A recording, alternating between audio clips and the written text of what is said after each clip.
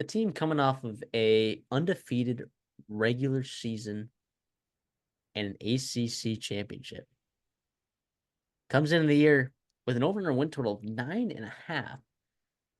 You lose a lot of key pieces, a lot of key pieces from that team just a year ago that was really good. Is it replaceable? Is the question that everyone's asking, and hopefully we can help y'all answer that question a little bit today. I think the schedule, you know, it's not great. I think there are some favors that you were dealt in some situations, but also there's some there's some losable games on here. But let's just get into it. At the quarterback spot, right? DJU comes in as a transfer. You know, you're gonna get the good with the bad, DJU. I think we've seen enough of him to know what he is. I think we understand the floor of him, and I think we understand the ceiling, right?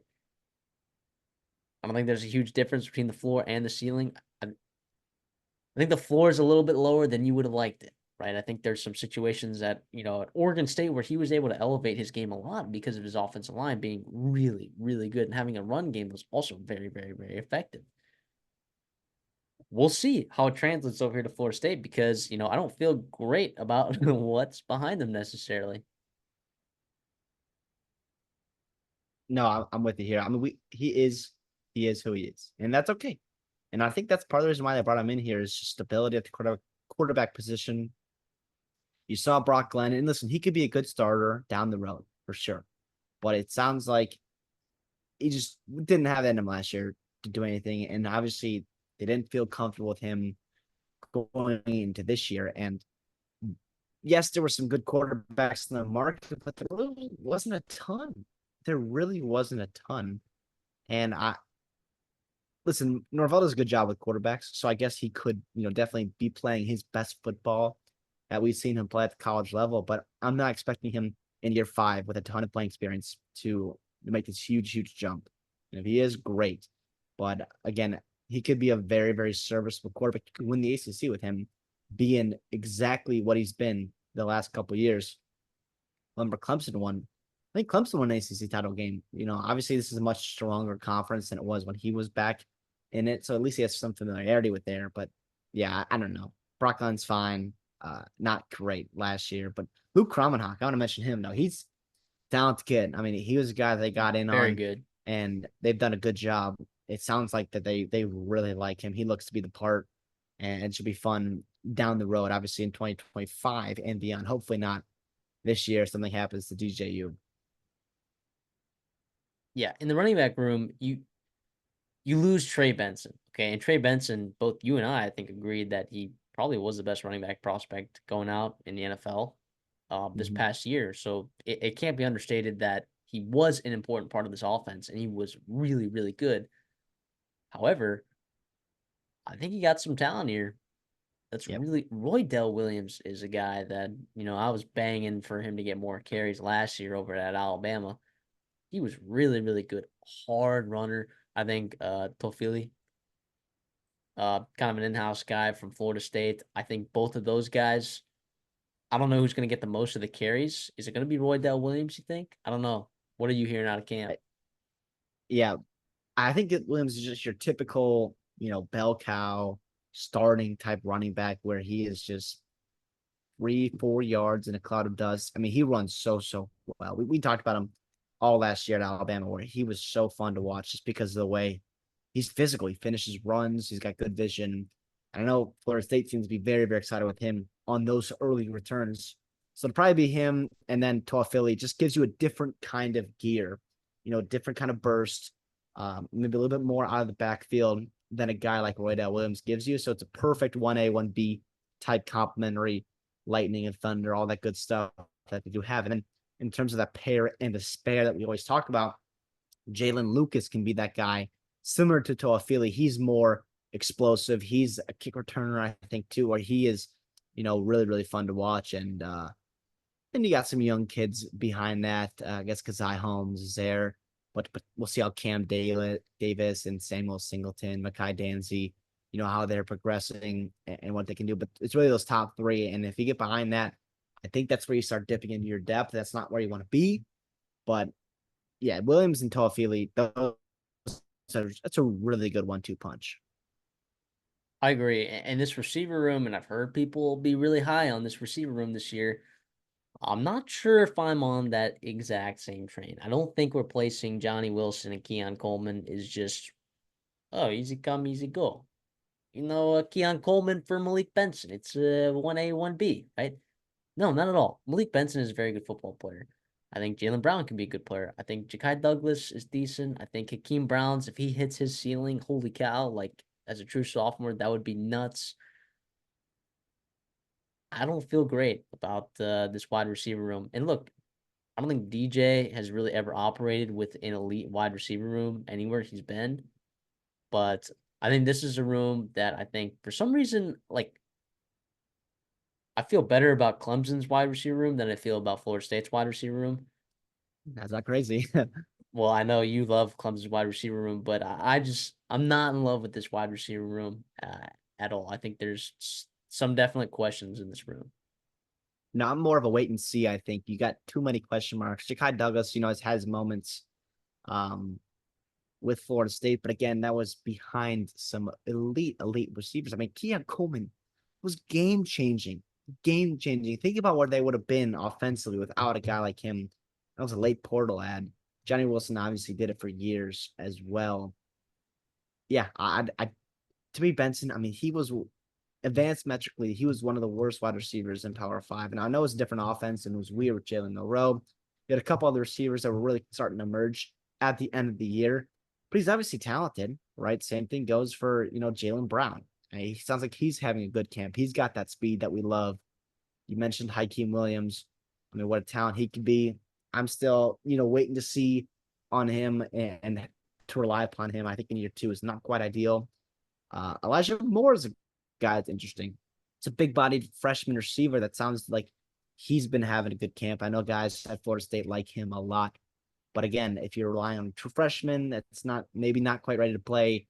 That's not really where you want to be for Florida State. And I get it, you lose those guys, that happens. But I do think the strength of this team can be running the football. And I mean, you got a really good offensive line, which we'll get into. But again, if these guys develop, that would be awesome. But you mentioned DJU doesn't need elite weapons. Like, it's not like he's a guy that I think can really take advantage of them anyways. So it's almost just like Malik Benson's a really good run blocker. And that's gonna be really nice as well. And so it's just kind of like that. I think that's how I feel with this receiving core. Yeah. And, tight end room, of course, doesn't necessarily wow me a lot. I think Morlock is a decent tight end. Um, I think he's got snaps. I think he's fine to go to as a guy. Jaheim Bell, I think, is a loss, in terms of like having a weapon like him. Uh, and we talk about, being a true freshman like Landon Thomas, while very talented and has all the room in the world to grow as an athlete, it's hard to come in year 1 and be ready. Like, you don't see that a lot. And when guys have, like Brock Bowers, Luke Haas, it's pretty unicorn stuff that has to happen for that to really be the case. No, I'm with you there, absolutely. But this O-line group, right? I think it can be a really good group. Last year, they shuffled it in and out, a lot of guys. A lot of guys got reps, and that's only going to help them, I think, for this year, too. And let's hope they stay healthy as well. Keep a guy like DJU upright. Because, again, if he's got time in the pocket, he's pretty good. Under pressure, though, you see him struggle. You see him turn the ball over. But with that clean pocket, good things happen. And Darius Washington, right? It's a pretty damn good player. Maurice Smith, Keandre Jones is back. Jeremiah Byers. I mean, these are TJ Ferguson, right? He's in there as well. I mean, you got a lot of guys. Robert Scott. These are old guys who have played football and that can be contributing guys for you. Jacob Rizzi. It's a guy from a smaller school. He's been good in the interior Idaho line as State, well. I So believe. Is that that's Idaho State? Yeah.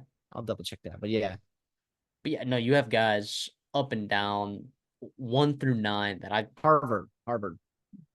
is it Harvard? Yeah, Harvard. Interesting. I had it as Iowa State or Idaho State. Um, yeah, up and down this roster, 1 through 9, I feel pretty stinking good about it. I mean, 1 through 4 played five 450 snaps for you last year, right? You had Richie Leonard and TJ Ferguson, like you talked about, just to add to that, depth. Whether or not they're going to compete for that starting spot, is to be determined. I think I I feel really good about this offensive line, and I think the staff does too as well. I know they brought in transfers, and I think those were luxury ads. I don't think those were necessarily like, for example, bringing in Roy Dell Williams and Malik Benson, TJ Ferguson. Like, those are all guys. They had coaching changes. They all hit the portal, and I think those were luxury gets for them. I think Malik Benson was more of a need for sure. I think Roy Dell Williams probably definitely was a need, but I think TJ Ferguson was a guy that was just a very, very nice luxury get on the offensive line. So I'm loving this offensive line. So DJU did a good job transferring here. If he said, "Hey, I'm gonna go play for Oregon State because they have a great offensive line," and then he's like, "I'm gonna go play for Florida State because they have a great offensive line," well, I don't blame him. He Stay knows what he's clean, man. doing. Stay clean. Stay very clean. So I'm very high. And if there is a reason that this offense hits the ceiling, I think it's because this offensive line is exactly what we think it can be, and their run game is very effective. And you might have mentioned this earlier, just giving your quarterback enough time, giving enough time for the receivers for that play to develop. Allowing yourself to be effective in play action because Lord knows Oregon State was good at that last year. Just this offensive line is very good, and it And has a chance important. to elevate this offense. It's very, yeah, like you said, it's very important, very, very, Well, very and important. not too long ago, this offensive line was terrible, terrible under Norvell when he first got here. And they've done a good job to really kind of regroup and get these guys going. And it's been awesome. It'll be exciting to see it's where you want to be. You want to get old where they are right now, where they got a bunch of seniors, and stay old there. And it should be awesome this year, I think, for DJU.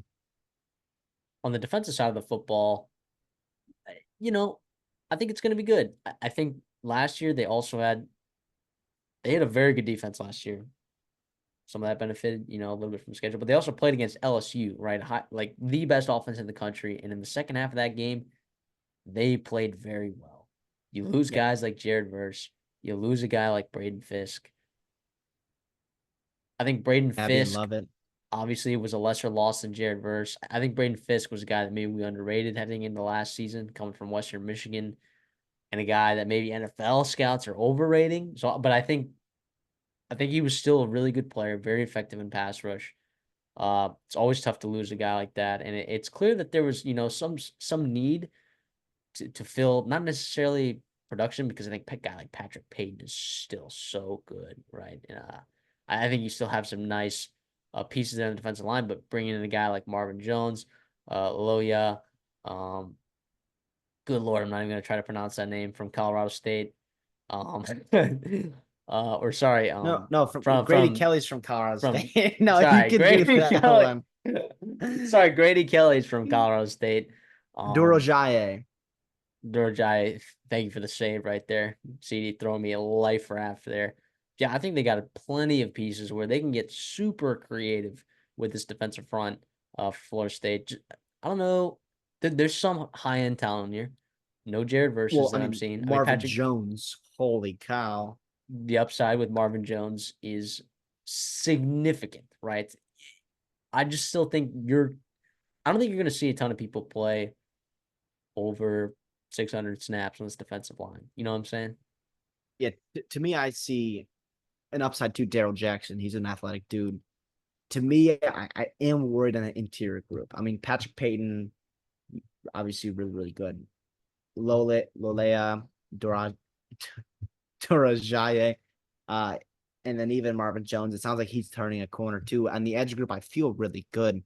Interiorly, though, who steps up behind Jackson? How much can Joshua Farmer improve? Because yeah, he played a lot last year, but again, I was not super impressed with what he did. Daniel Lyons, he's having a good camp. He's a young kid, right? But how much does that transfer over?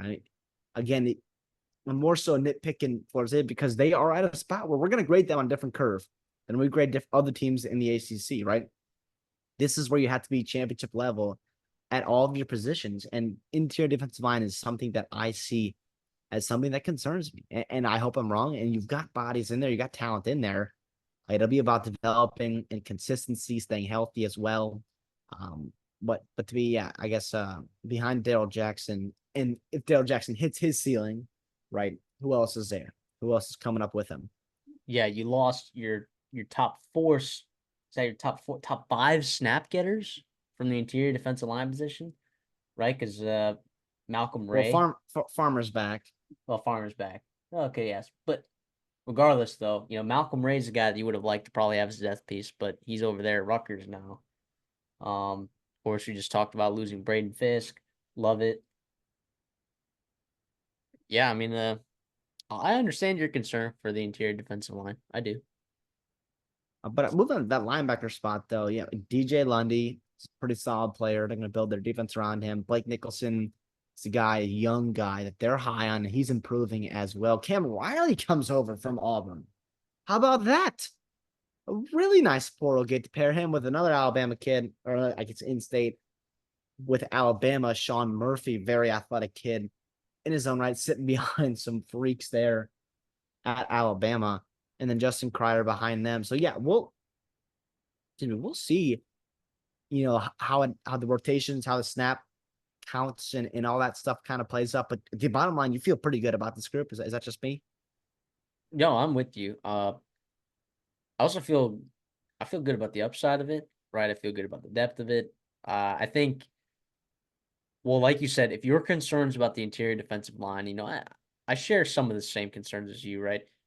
If the concern about the interior defensive line is there, right, it is going to mean that your linebackers are that much more important, and which is why it's nice to have an experienced guy like DJ Lundy, right? I'm assuming he's going to play Mike, put guys in positions, right, for his team to succeed. Or is Cam Riley going to play Mike? You're gonna have to help me out here, but either way, I think And having some experienced guys at linebacker like Lundy and Riley, either one of them, I think I'd feel comfortable with, getting the plays in. I think this linebacker group's pretty good. yeah, I mean, obviously you lose Tatum Bethune and Kalen DeLoach, who was pretty impactful for you. But yeah, with Lundy, Nicholson, even Omar Graham, Cam Riley probably should be named higher than a couple of those guys. You feel pretty good about this group. I'm with you 100%. I don't know exactly position by position how it's going to break down. We'll see, week 0, by the way, coming up soon, which is so fun against Georgia Tech. We'll see how that snap count breaks down. So, regardless, so to me, the pairing and maybe the starters, but even just whole group in general that I love is this cornerback room. And I see you smiling too, because how can you not? What's not to like? What is not to like with Fentrell Cypress returning, who was, solid for you last year? He got better as the year went on and is getting better in camp, right? Now, here's what I'll say real quick about that is I do wonder if the receivers he's going up against, does that concern me just a little bit? But listen, he's a guy that was really talented at Virginia. Didn't quite put it together last year. Sounds like he's found more of that in him. But AZ Thomas, man, that is the guy that's going to be a high draft pick. If there's anybody on this roster, which there's a ton, right? But AZ Thomas is a guy that's uber talented, came on so strong last year for you, and just continuing to get better and better and better. And that's fun. And then also in the slot there, Earl Little. God damn it, man. I love his game so much. I mean, he is so good. The fact that they can go out and get him, the fact they didn't play. I mean, it was sitting behind Brian Branch and Malachi Moore, so I get it, right? That happens at Alabama sometimes. But make no mistake, Earl Little Jr. is really good. And he's flashed since a freshman, damn near in that spring game a couple years ago. I remember he had a nice pick or something like that where he really flashed. And I know Florida State's excited about him. Yeah, I mean at the safety position too, you're bringing back plenty of experience in Shaheem Brown, Devontae Brown, uh, as well. Both guys with plenty of experience. I mean, yeah, but like you said, those two corners are. It's probably the best corner duo in the ACC for sure. Yeah, and you even lose, guys You like lose Renardo Green. yeah, Green. Jarian Jones, Greedy Vance is, I think, off to Louisville. Doesn't matter. It doesn't matter, man.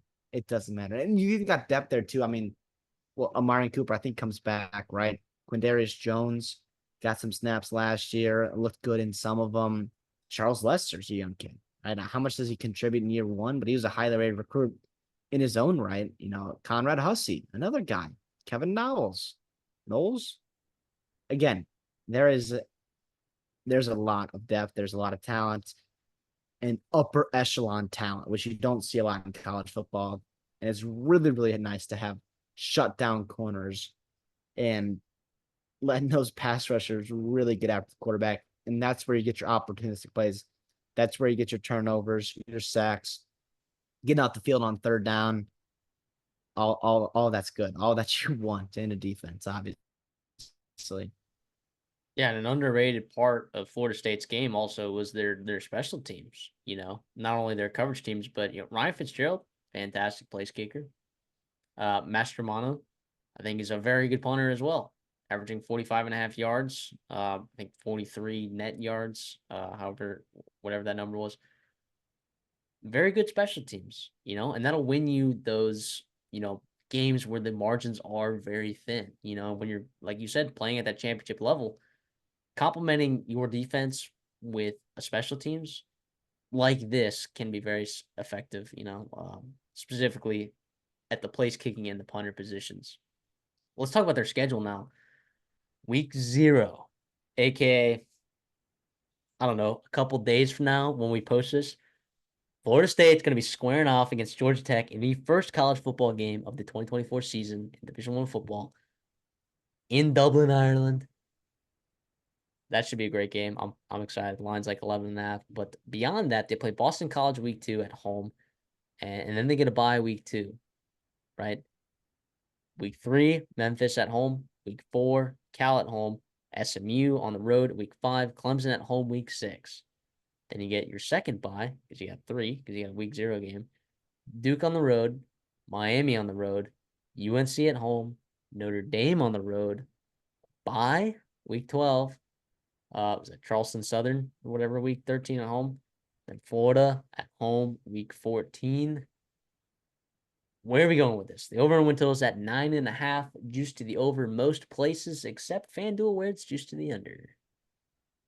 Listen, I was hoping to be on the under or on the over, but I'm on the under. I think it's just too many question marks at wide receiver. Limitedness, I guess, is the correct verb or the correct word to describe the quarterback room, and then interior defensive line, something that does concern me. And also, it's not an easy schedule either. I mean, I'm looking at a couple games that are just super losable. Florida at the end of the year, I know they're going to be beat up, but they're going to be wanting to win a football game. They might be desperate to save Billy Napier's job. And then also Notre Dame on the road, too. That's 2 tough out of conference games, as well as Memphis, who Mike Norvell revenge game, right? And so it's not like they're a cakewalk either. And into the ACC, you also get Georgia Tech in Dublin, which, by the way, I think we both agree here is losable football game just because it's in Dublin, and Georgia Tech's a damn dangerous football team. Same goes for on the road at SMU, Clemson at Miami. I don't think SMU's an elite football team, but I'm saying on the road at SMU, who Yes. knows where. It's not that they should lose the game, but it's going to be wear and tear and all that stuff. At least you get Cal at home. You don't have to go across the country to either Cal or Stanford, which is nice. But yeah, too many losable football games. I think 9-3 is a very successful season. It's the under, though. Yeah, I think there's a situation where they could beat Clemson and still only win 9 games, Yeah. Um, yeah, I'm with you here. I'm slightly into the under. Not bettable for me. Even, on some of these other books where you can get it, like, I think you can get Florida State. Oh, you can get under 9.5 at around like minus 102 on like BetMGM. I think that's what that number is. Whatever, minus 125. It's 125 to the over, so probably like minus 102, 105 to the under. Yeah, not enough for me, to be honest. But I still think this team could be good. Like, if that offensive line plays really well, I don't think they have to throw the ball that effectively to win some of these football games. I think the issue does come some of those important games you get on the road, right? I think Miami and Notre Dame, and like you said, that Georgia Tech game scares the crap out of me. Now, I think they'll win that football game because I think they're more physical along the lines of scrimmage. But yeah, I'm with you. I see too many spots where they could slip up. I don't see SMU on the road as a problem at all, to be honest. And I don't see Memphis as a problem, but I see Georgia Tech as a problem game. Miami is a problem game. Notre Dame is a problem game. Florida is a problem game. Clemson is a problem game. That's 5 problem games that I'm seeing. Math's not mathing for me, so I'm a slight lean to the under.